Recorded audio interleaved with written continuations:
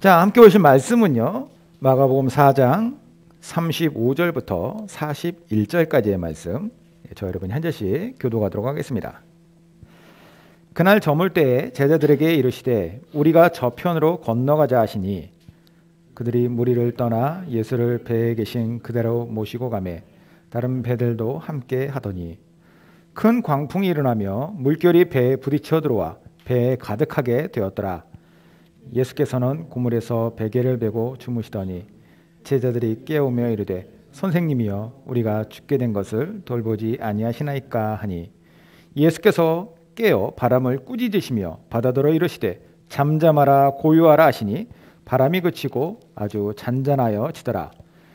이에 제자들에게 이르시되 어찌하여 이렇게 무서워하느냐 너희가 어찌 믿음이 없느냐 하시니 같이 읽겠습니다. 그들이 심히 두려워하여 서로 말하되 그가 누구이기에 바람과 바다도 순종하는가 하였더라. 아멘. 우리가 지난주에 살펴봤던 말씀에 대해서 잠시 말씀을 드리겠습니다.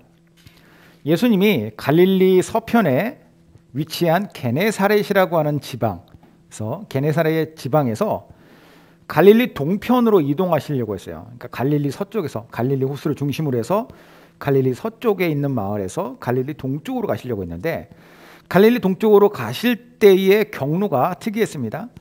갈릴리를 가로질러서 배를 타고 가실 수도 있고 아니면 갈릴리 해변을 따라서 쭉 북쪽으로 돌아서 가셔도 되는데 예수님은 굳이 엉뚱한 반대 방향 두로라고 하는 반대쪽으로 쭉 가세요. 반대쪽으로 가셔서 두로에 있는 한 마을에 가셔서 그곳에서 나중에 다시 이제 시돈을 통해 가지고 삥 둘러 가지고 갈릴리 동편으로 가셨다라는 말씀을 받습니다. 이 과정에서 우리가 발견할 수 있었던 건 무엇이냐? 예수님이 길을 잘못 들어서 혹은 뭐 시간이 남아 돌아서 그래서 그렇게 삥 둘러 간 것이 아니라 갈릴리 마을이 아닌 전혀 다른 이방인의 지역 두로에 사는 수로보니게 여인을 만나고자 하셨다라는 거죠. 이 여인을 만남으로 말미암아 그 여인이 가지고 있었던 그 여인의 딸이 들렸던 더러운 귀신 들림을 예수님께서 쫓아주시고 나아가서는 그 가정을 구원하시고자 하는 그 목적이 있었다라는 것을 우리는 그 말씀을 끝까지 쭉 보면서 발견할 수 있었어요. 전지전능하신 주님께서 필요를 아시고 필요를 채우셨는데 그 필요를 채우심의 과정은 그분의 공감하심 안에 있었습니다. 고통에 공감하시고 그들을 구원하시고자 하는 그분의 열심 때문이었죠. 우리에게도 마찬가지라는 거예요.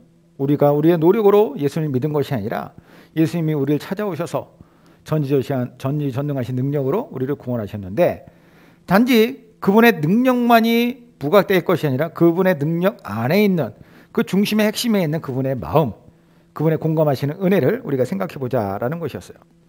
자, 오늘 말씀은 예수님과 함께함이라고 하는 주제로 말씀을 나누려고 하는데 오늘 본문 말씀은 지난주가 이제 마가복음 7장이었으니까 오늘은 4장이잖아요. 시간상으로 앞에 있었던 사건입니다. 그런데 장소가 거의 비슷한 지역이에요. 이 사건이 시작되는 장소가 예수님이 두로로 지난주 이제 수로보니게 여인을 만나러 가는 그 출발점인 갈릴리 서편에 위치한 가버나움이라고 하는 마을이었습니다. 이 의미를 조금 더 명확하게 알기 위해서 이 사건 바로 앞에 있었던 내용을 좀 우리가 볼게요. 우리가 항상 성경을 볼 때 전체적으로 그 맥락 안에서 흐름 안에서 말씀을 봐야 됩니다. 그랬을 때 더 명확하게 하나님의 뜻이 깨달아질 수 있기 때문이죠.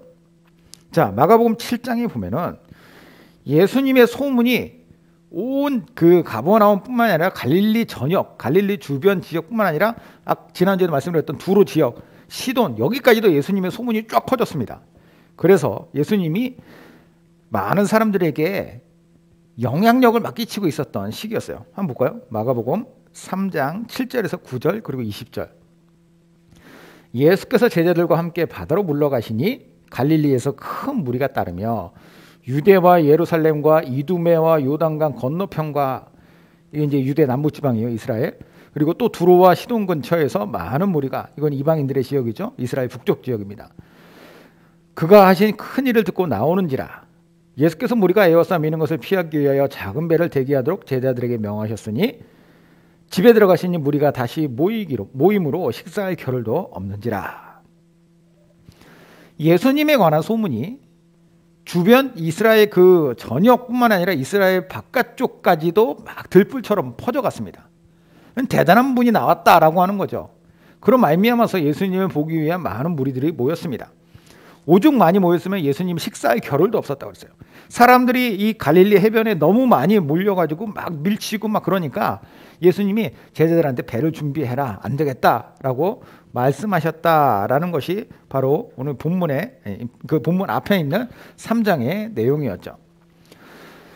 사실 요즘 시대에 이 정도 같았으면요, 이 정도면은 이제 올림픽 그 월드컵 경기장 빌려야 돼요. 수많은 사람들이 몰려서 이런 일들이 일어났다는 것이죠. 이러한 상황은요, 마가복음 4장까지도 계속 이어집니다. 4장 1절에 이렇게 나와요. 4장 1절.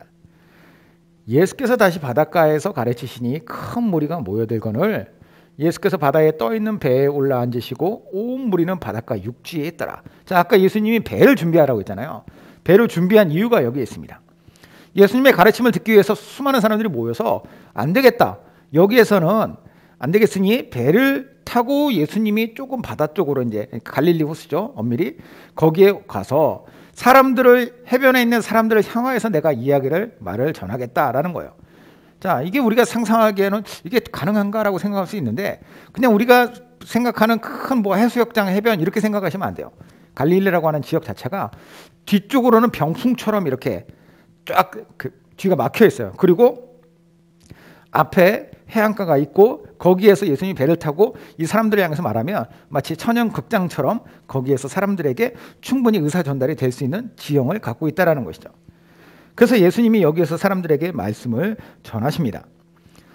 그리고 그 전하신 이후에 이때 말씀 전하실 때 아주 유명한 말씀들, 예를 들어서 뭐 씨 뿌리는 자의 비유, 30배, 60배, 100배 뭐 열매 맺는 그런 얘기, 아니면 겨자씨만한 뭐 믿음만 있어도 뭐 놀라운 일들이 일을 거다, 이런 이야기들, 비유를 말씀하셨어요.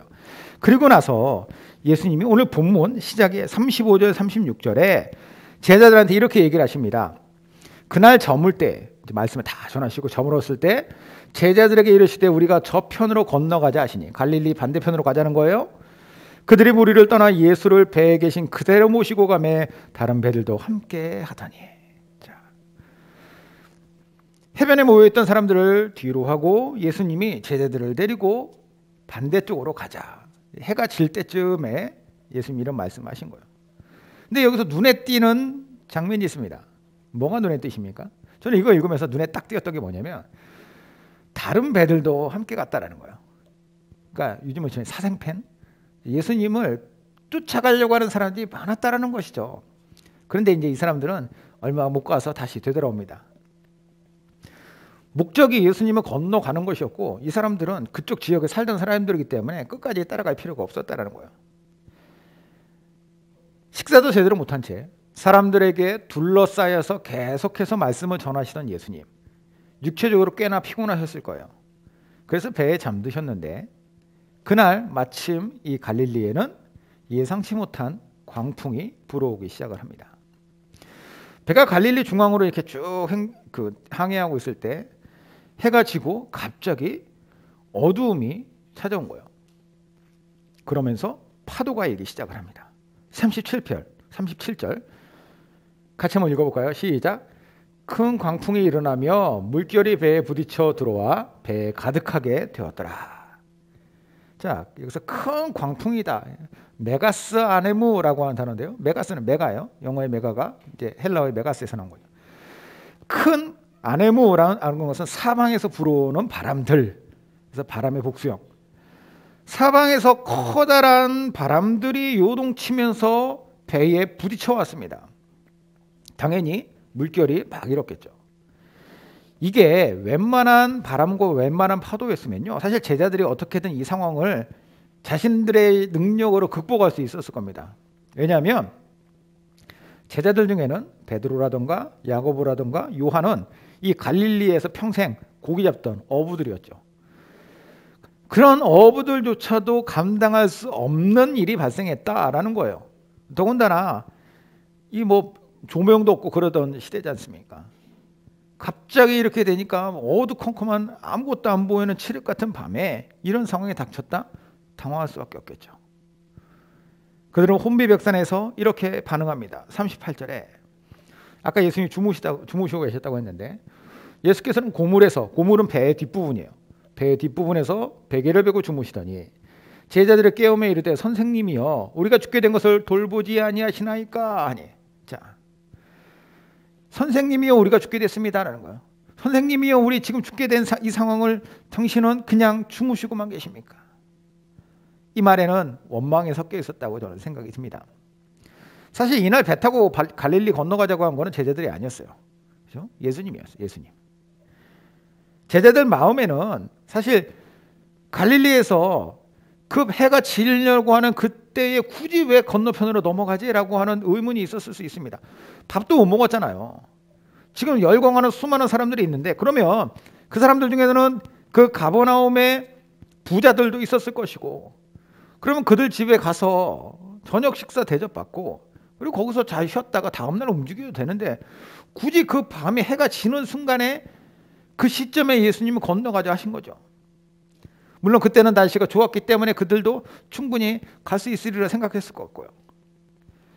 게다가 만약에 누가 다른 사람들이 우리 집에 초청하지 않는다 하더라도 이 제자들 중에는 마태라고 하는 사람이 있습니다. 마태복음 쓴 사람이죠.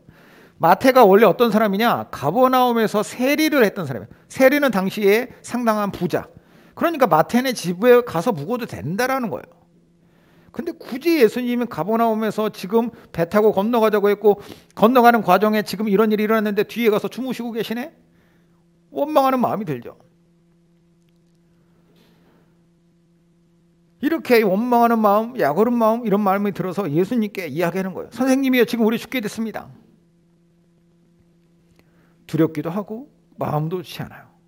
다급하게 예수님을 깨우자 예수님이 그 자리에서 일어나셔서 뭐라고 하시느냐. 막 본인도 막 혼비백산해서 뭔 난리냐 그러면서 막 물 같이 퍼내고 그러시지 않았어요. 전혀 상상지 못했던 반응을 보입니다. 39절. 예수께서 깨어 바람을 꾸짖으시며 바다더러 이르시되 잠잠하라 고요하라 하시니 바람이 그치고 아주 잔잔하여지더라.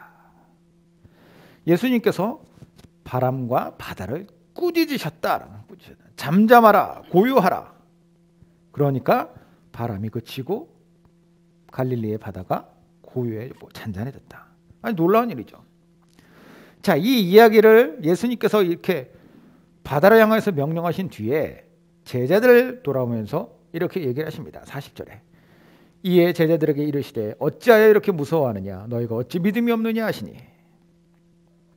제가 예전에 성경을 통독하면서 이 부분을 읽었을 때는 이 장면이 어떻게 다가왔냐면 예수님이 제자들을 향해서 약간 짜증 섞인 투로 말씀하신 거 아닐까라는 생각이 들었습니다. 니들 뭐야 이거 이 정도 가지고 왜 호들갑이야 이런 느낌으로 제가 이 글을 읽었었는데 왜냐 바로 앞에 보면은 아무 죄 없는 자연 현상인데 그 자연 현상인 바람과 바다를 향해서도 꾸짖으셨다고 하니까 실제로 꾸짖으셨다라고 하는 에피티마오라고 하는 단어인데 이 단어는 뭐냐면은 화를 내다, 책망하다, 비난하다 뭐 이런 뜻이에요. 그러니까 그렇게 바다를 향하여서 꾸짖듯이 말씀하셨으면 제자들을 향하여서도 꾸짖듯이 말씀하신 것 같은데 느낌이 그런 뉘앙스라고 생각했었는데 아니에요. 예수님이 제자들을 향해서 말씀하실 때는 아주 일상적인 대화의 톤으로 이야기를 하십니다. 어찌하여 무서워하느냐 어찌하여 너희에게는 믿음이 없느냐. 자, 여기 보면은 이 표현에 우리가 아주 중요한 힌트를 얻을 수가 있는데 어찌하여 이렇게 무서워하느냐 너희가 어찌 믿음이 없느냐라고 하신다는 것은 무서워함과 믿음 없음을 같이 연결했다라는 겁니다. 예수님이 왜 너희들은 무서워하냐 왜 너희는 믿음이 없냐라고 말씀하신 거예요. 그러면 우리가 무서운 상황에 닥쳤을 때 누구라도 무서워할 수 있는데 무서워하는 것 자체가 믿음 없음이 될까? 예수님을 믿는다고 겁을 상실하는 건가?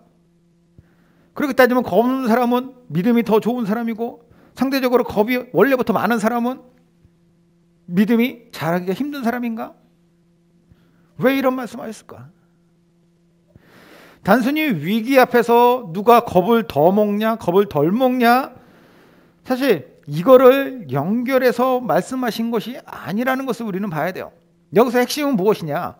왜 믿음과 겁내는 것을 연결해서 말씀하셨냐면 그 상황을 봐야 된다는 거예요. 그러니까 단순히 겁이 많은 사람, 겁이 없는 사람, 이게 믿음이 좋은 사람, 믿음이 나쁜 사람, 이게 아니라 그 배에 누가 타고 있느냐, 누가 타고 있기 때문에 겁을 내느냐 안 내느냐, 여기에 핵심이 있다는 것이죠. 예수님이 그 배에 타고 계시죠. 그분의 존재로 인하여서 그들이 평생 한 번도 경험해보지 못했던 메가스 아네모라고 하는 큰 광풍이 일어도 두려워할 필요가 없었다. 여기서 우리는 예수님을 믿는 믿음에 대해서 다시 한번 생각해 볼 수 있을 것 같아요. 우리가 예수님을 믿는다라고 했을 때 믿음이란 무엇일까요? 믿음이란 단지 2000년 전에 그분이 존재하셨던, 실존하셨던 분, 그 사실에 대해서 믿는 것, 이것만이 믿음일까요? 물론 이것 자체도 믿음의 영역은 속하겠죠. 어떻게 보면 그분의 존재 자체를 우리가 신뢰하고 믿는 것이니까. 그런데 그게 믿음이 아니라는 거예요. 그것 자체가. 믿음의 핵심은 다른 데 있습니다. 그것은 당연한 존재이고 존재에 대해서도 신뢰하지 못하는데 어떻게 우리가 믿을 수 있어요? 그 믿음이라는 것은 그분이 어떤 분이신지에 대해서 믿는 거예요. 그리고 그 존재가 나와 함께 하느냐, 함께함에 대해서도 믿는 거. 여기까지 나오는 것 자체가 믿음이죠. 세상을 만드신 분, 세상을 주관하신 분, 죄를 사하신 분, 죄를 심판하실 분, 이게 그분의 정체성이에요. 그 정체성을 가진 분이 나와 함께 계신다. 주님이라고 말하는, 주라고 하는 것이 주인이라고 하는 뜻이잖아요. 나와 항상 함께 하시면서 내 안에서 주인으로서 역사하시는 분이라는 것, 이걸 믿는 것이 온전한 믿음이죠. 건강한 믿음은 그분이 나와 함께 하신다는 걸 믿는 거예요. 자, 그러면 다시 본론으로 가서 제자들이 예수님을 믿지 못하였다는 것과 무서워했다는 것, 무엇으로 연결됩니까? 어떤 분인지 그들이 제대로 알지 못하였다. 그리고 그분을 함께함에도 불구하고 신뢰하지 못하였다. 이게 문제였다는 거예요. 그분을 믿었다면 두려워하기 전에 그분과 함께하고 있다는 사실로 안정감이나 확신을 찾아야 되는 거예요. 하다 안 되니까 그분을 깨우면서 어떻게 좀 해보라고 하는 것이 아니라 그분이 나와 함께함으로 말미암아 내가 이 상황 가운데서도 비록 상황이 광풍이 일어도 이 가운데서 내가 그분을 신뢰하며 나가겠다. 물론 당시의 제자들의 수준이라는 걸 우리가 생각해 보면은 여기까지 가기엔 무리가 있긴 합니다. 그죠? 아직까지 믿음이 클 수 없는 상황들이 그들에게 있어요. 아직 한참 멀었죠. 그래서 예수님을 뭐라고 불러요? 주여가 아니라 선생님이여 라고 부르는 호칭에서만 봐도 그들의 수준이 드러납니다. 그러나 오늘날 우리는 어떠느냐? 오늘날 우리는 예수님을 단지 선생님으로 알지 않잖아요. 그렇죠? 우리는 그분을 주님이라고 우리는 부릅니다. 그러니까 그 당시에 제자들보다는 우리는 훨씬 더 나아야 된다는 거예요. 우리 믿음이. 그런 믿음을 가지고 예수님과 함께하는 인생을 우리가 살아야 한다는 거죠. 저는요, 우리의 인생을 위하여서 이 풍랑 사건에서 우리가 이 사실을 잘 배워야 한다고 생각을 해요. 풍랑 사건. 자, 하나님께서 오늘날 이 말씀을 통하여 우리에게 정말 가르치시고자 하신 것은 뭐 당연히 예수님과 함께함이 중요함에 대해서도 가르치겠지만 저는 이것도 우리가 깊이 살펴봐야 된다라고 생각했습니다. 그게 뭐냐? 예수님이 함께 하심에도 불구하고 풍랑이라고 하는 그 위기를 만났다라고 하는 거예요. 그러니까 예수님이 계신데 함께 하시는데 풍랑이 일었다. 우리가 예수님 잘 믿으면 우리에게 우리 삶의 위기가 닥치지 않을까요?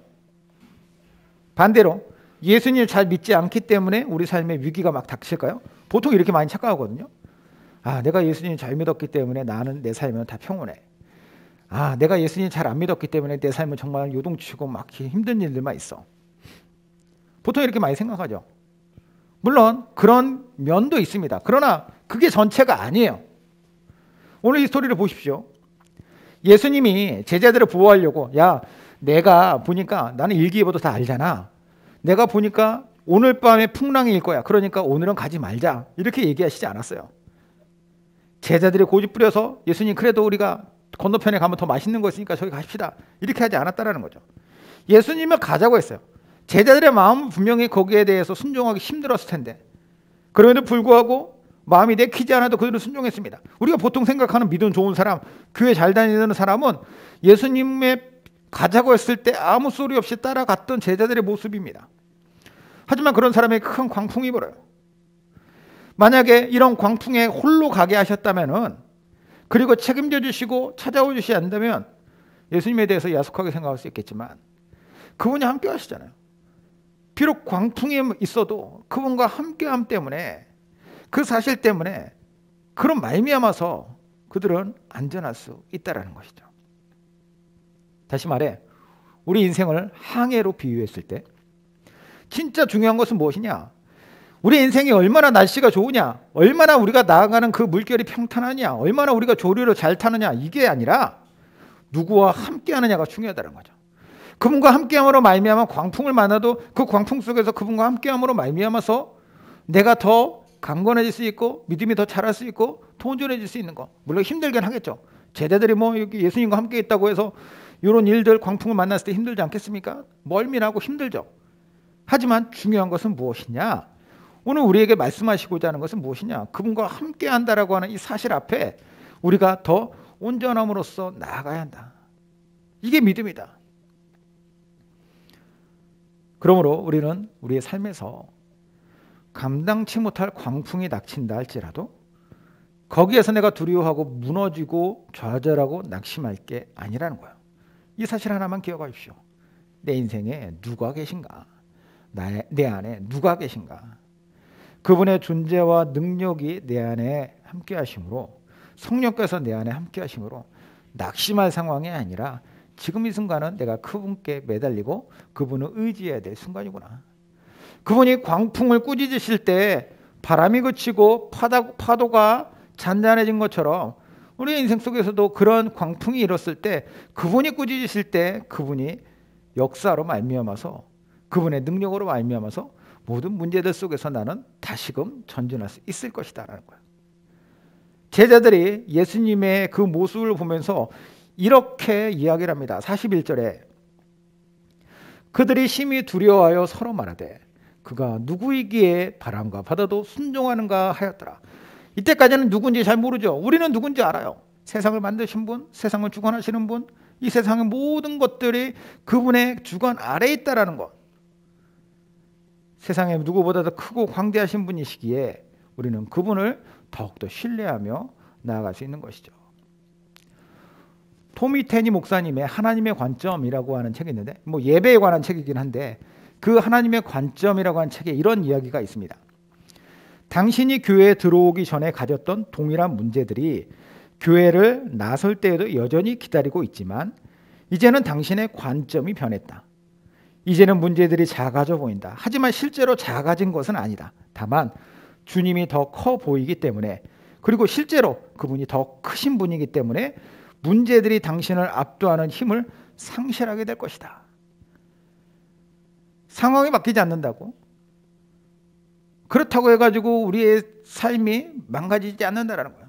그분과 함께함으로 말미암아 새로운 관점을 가지고, 그리고 무엇보다도 문제들보다도 더 크신 그분이 압도하실 때 우리의 삶은 어떤 광풍 속에서도 가장 안전할 것이며 어떠한 상황 속에서도 가장 행복할 수 있을 것입니다. 가장 중요한 핵심 뭐라고요?